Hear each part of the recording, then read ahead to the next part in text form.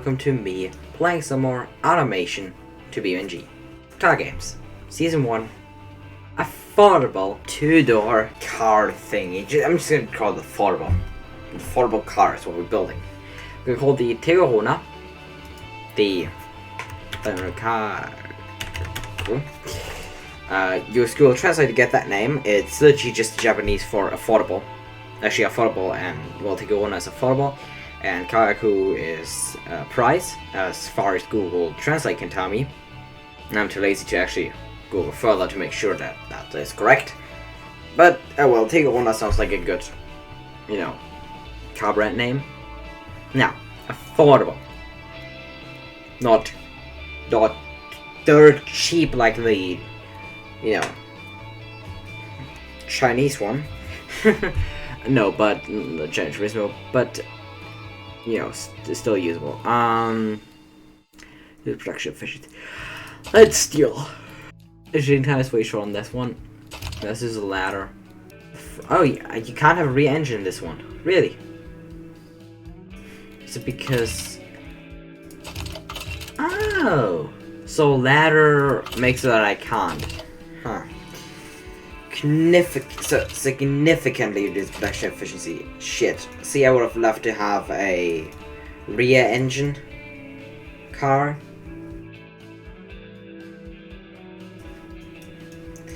No, but you can't have that. Okay, front engine.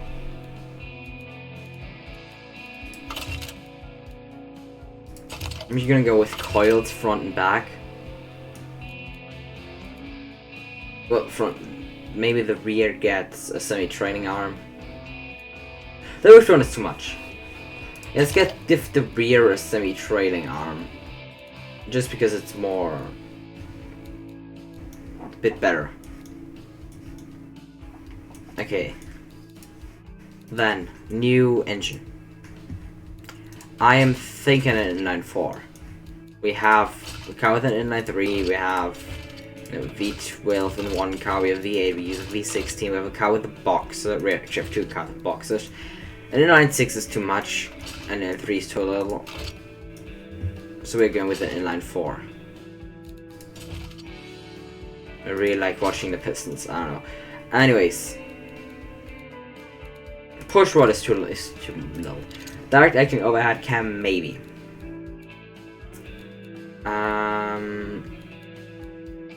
Dual overhead cam is too much. Maybe single overhead cam 3. 2 maybe even. Of course we could get this, but that's just too much. 2 might be cool for later on with this one. But for now, let's use direct acting overhead cam. Cause push rod is stupid. Okay, push rod is stupid. So let's use the direct acting one. Out of cast. And just for the size. So the car actually fits a pretty large engine. So we could technically have that one, but no. And I also kind of don't want to have 5 liter. Well, we're probably gonna scale this thing down a lot. Like, a lot afterwards.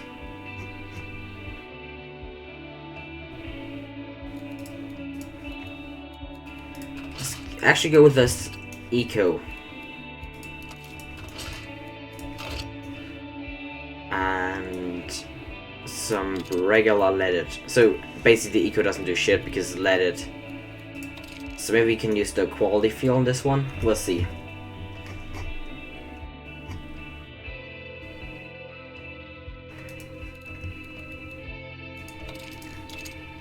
Cast lock, short cast lock, cast lock. Dual reverse flow, and we have our first problems.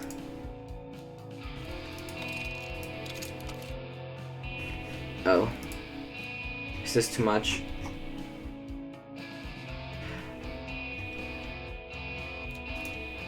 The engine can't handle itself.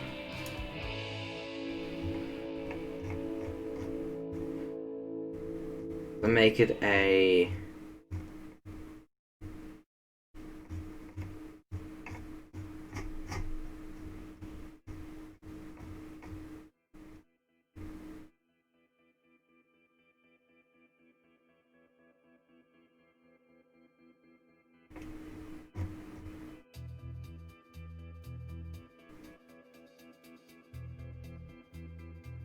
make it a 2.3 liter.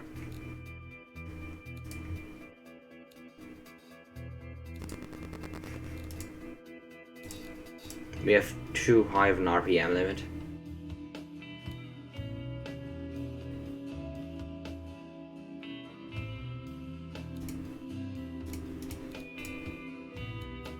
No, we still probably look quality interesting.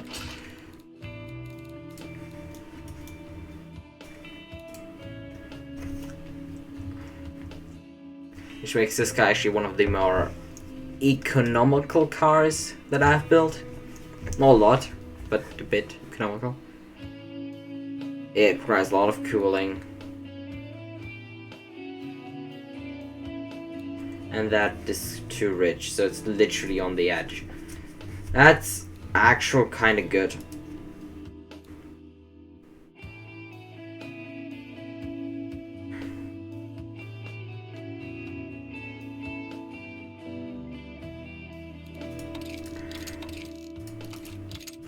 Yeah, it makes a ladder. I don't actually want the car to be loud. Eco makes it quieter. That makes it quieter, okay.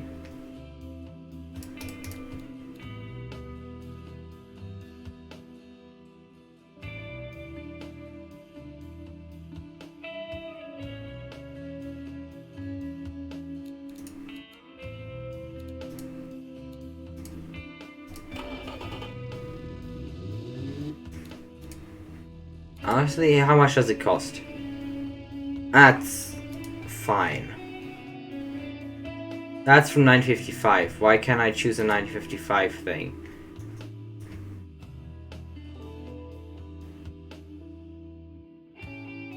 Either that's the 4-door version. Wait, what do you mean 4 doors? Oh, you can't even use because it's 55. Okay, colors. Global.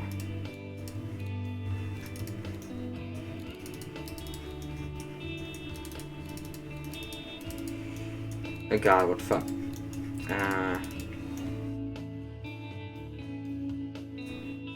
Okay, now let's make a new paint. Say okay.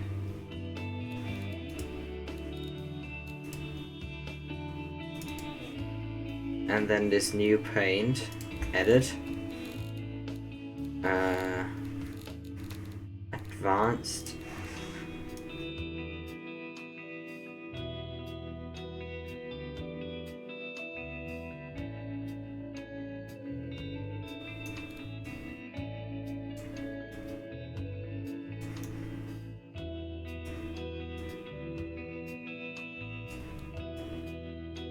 Oh god.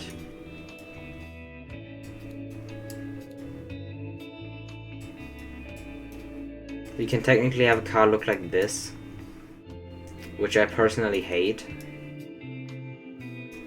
I can't have a car be complete. Like, it does need to be completely metallic, it's just not matte.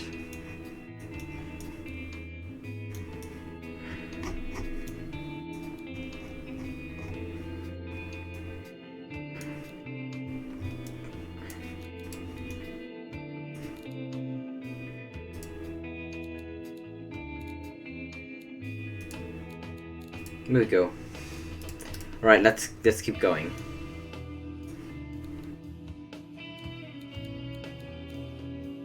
Rear-wheel drive. Automatic is expensive. Let's go with the 3-speed manual for now. No, let's actually go 4-speed.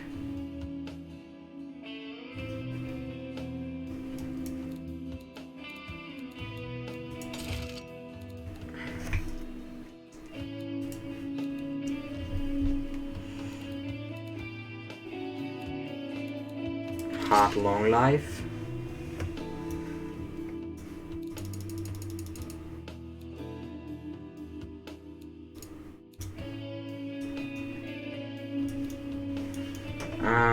Yeah, okay, sure.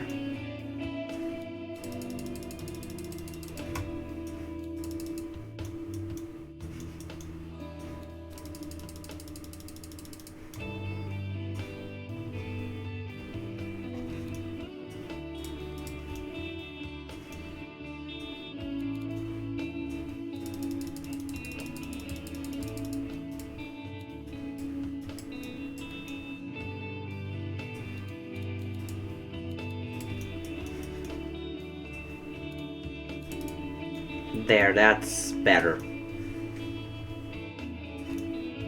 Still kind of tiny, but better.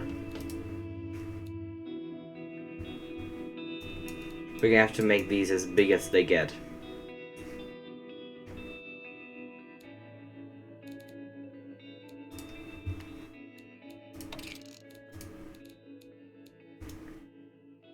Two in front, three in the back.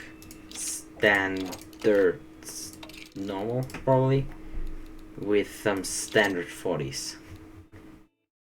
Oh boy, it has too much power in the engine. Which one was the one people wanted? So this is supposed to be just a family car. Maybe a commuter. Perhaps city or city eco. Alright, so stats wise. Kinda. It is a family car. Also utility, family utility, and family sport for some reason. Then we have 106 in family and 100.8 in quarterable budget, which is weird, but okay. Convertible sedan, yes. Family sport and family. Frenia enjoys it. The Lewis also sees it as a commuter, family sport and a family, and I kinda, well, for the rest it's premium budget, which is weird, but okay. Family sport, family premium. Overall, it is a family car, family and utility car. Now, I'm gonna design this car, and I will see you afterwards.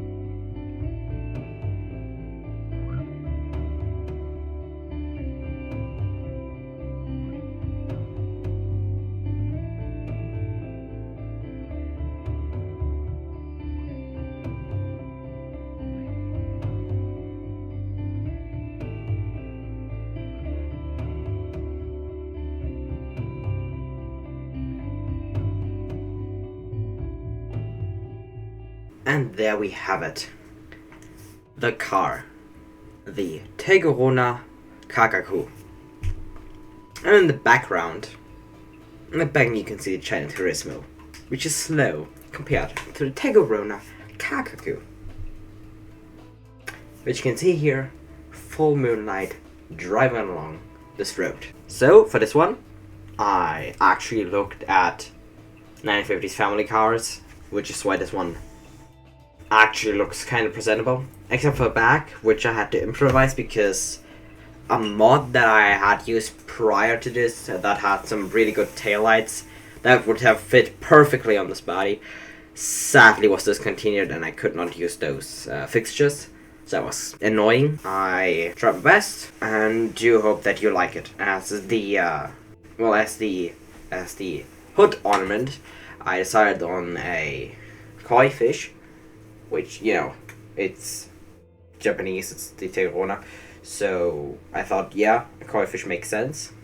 And for the actual badge, I decided on taking some inspiration from Toyota with their T, with the badge that has a big T in it, but can also be read as other letters.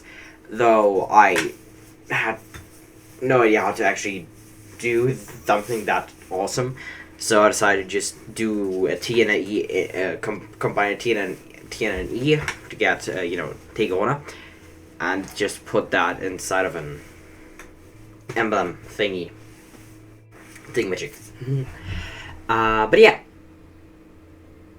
don't have anything else to say, so let's get into BeamNG Drive and drive this thing. I'll see you there. And here we are in BeamNG. The blue doesn't look as good. The back looks weird. The glass for lights didn't move correctly. Looking closer at the car, the badge seems to have somewhat gone over.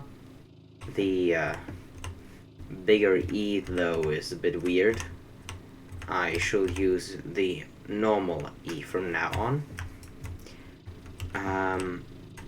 Those rear windows exploded weirdly. Other than that, the koi, if I say correctly, I think that's a koi. Might have been a carp. Yeah, fuck it. Fish is fish. And you can hear the engine. At least I hope you can. There. Now you certainly can. So let's drive this thing. I find that it actually drives pretty well. Yeah. This is nice for a cruise.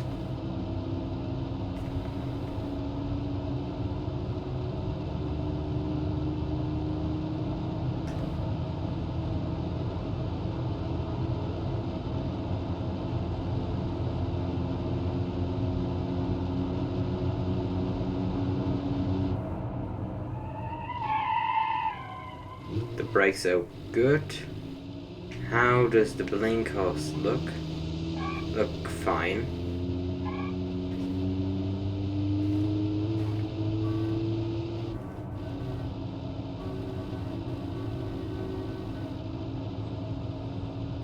It actually manages to go uphill, so that's better than Gran Turismo, which is always good. Then let's see if it drifts. It does. It's not meant for it at all, but it's rear-wheel drive, and it's got a somewhat powerful engine, so yeah. Let's do the infamous jump.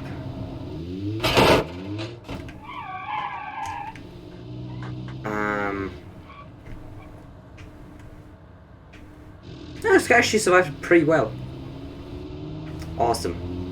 Now the G-force for that probably were nice, but I actually really look at how low G-force you experience. Well, except if you do something like that. As long as it stays within 1G, everything is fine. And you don't have any grip further than 1G, so you're not gonna get further 1G during normal driving.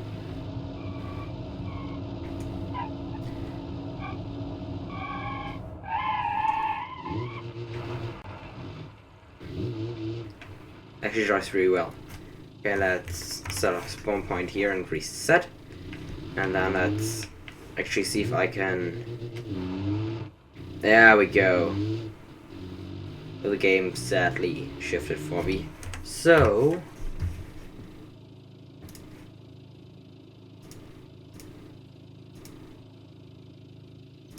it was in... There we go, clutch assistant is on.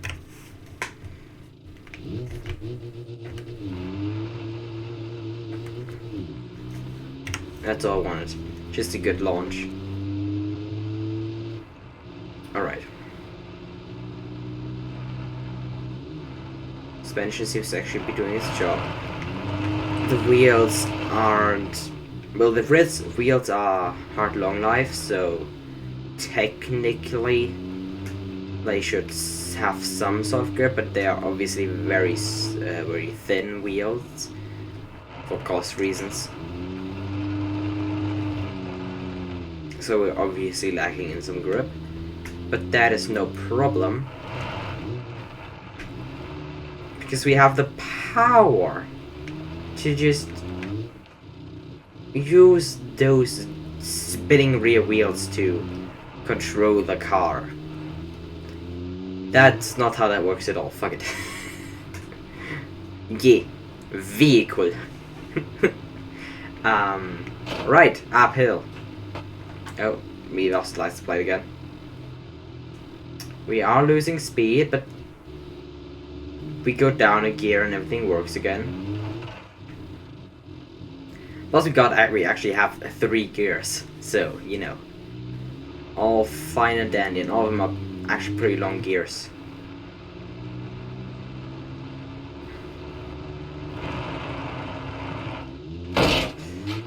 Oof. Okay, that was jump. But yeah, you're probably gonna get flung around there. But you know, G-forces stay pretty in the clear somehow.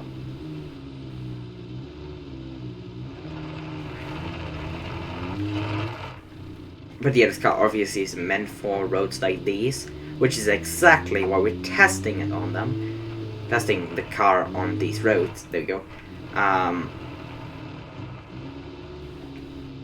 You know, so we can see how the car does fare against stuff it isn't made for. Just in case some crazy lunatic tries to take this thing through the middle of nowhere. Rigorous testing, everyone. Rigorous testing.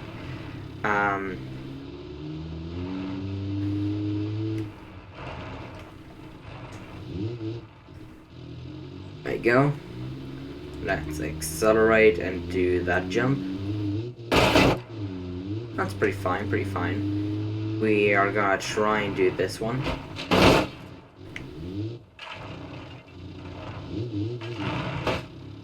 So the car cannot make it up there?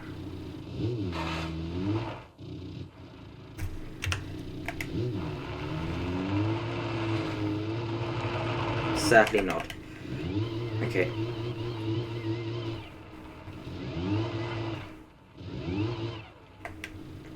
That is very weird.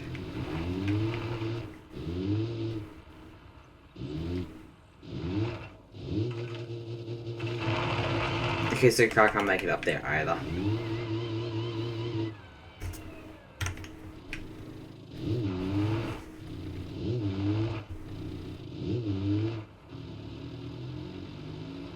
Now let's take the outside path.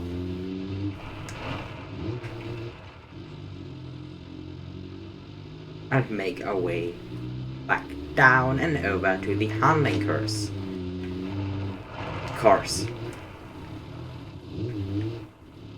Alright.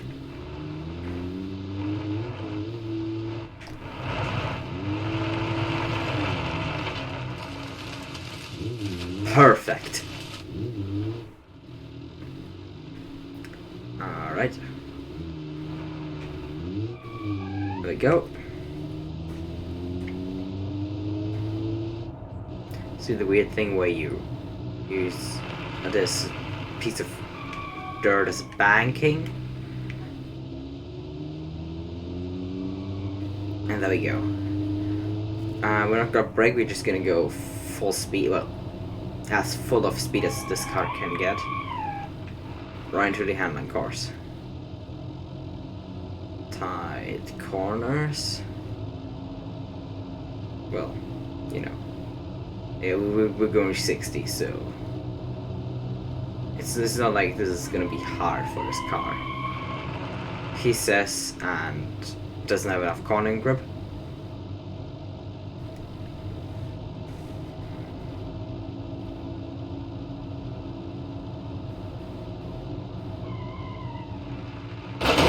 Oops. No worries, just a bit of getting flung around inside the car. Nothing to worry about.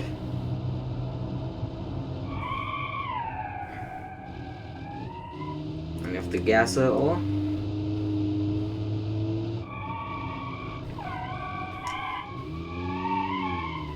Oh wow, that rear actually escaped for a bit. There we go.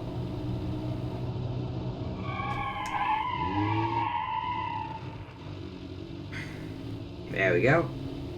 And around the right. And to the left. Followed by a sharp right. Alright. And the right again. And to the left again.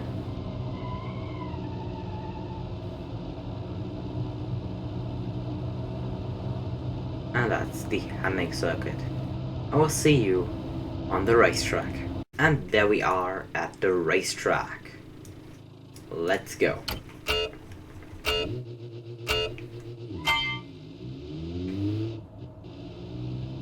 Now I've done practice lap before. Reset it just before, well actually at the beginning of the last straight. Just so I can get a feel for this car. Well, even more of a feel. That, you know, that's why I do all that driving in the dirt and the handling track before this, so I can get a feel for how the car handles, so I can actually get a good lap time. So I should have taken that corner way more inside. Right. And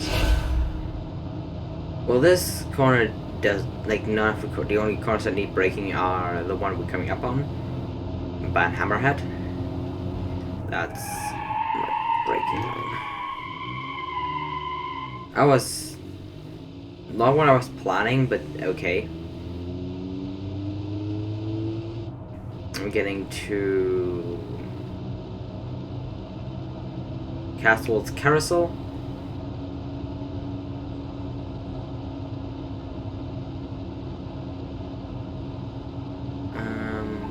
Alright.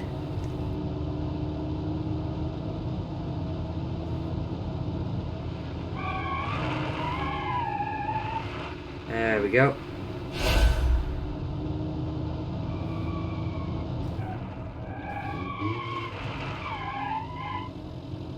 Keep the speed, keep the speed, keep the speed. And just gas, gas, gas, gas. No, but for being a little sedan, it's actually pretty well, and you know, the brakes are pretty good. And 4th place after the Drake. So actually, oh wow, only 8/10, only 8/10 slower than the Drake, and you know, around the 2nd, I'd say, than the Piston SUV. And you know, that's pretty good. You know, be on par with the, well, basically on, like, in the group with the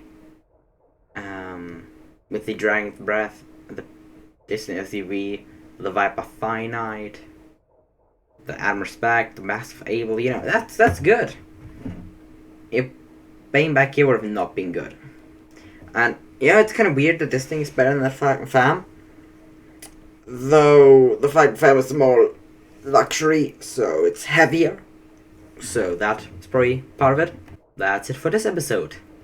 And I will see you all next time. See ya!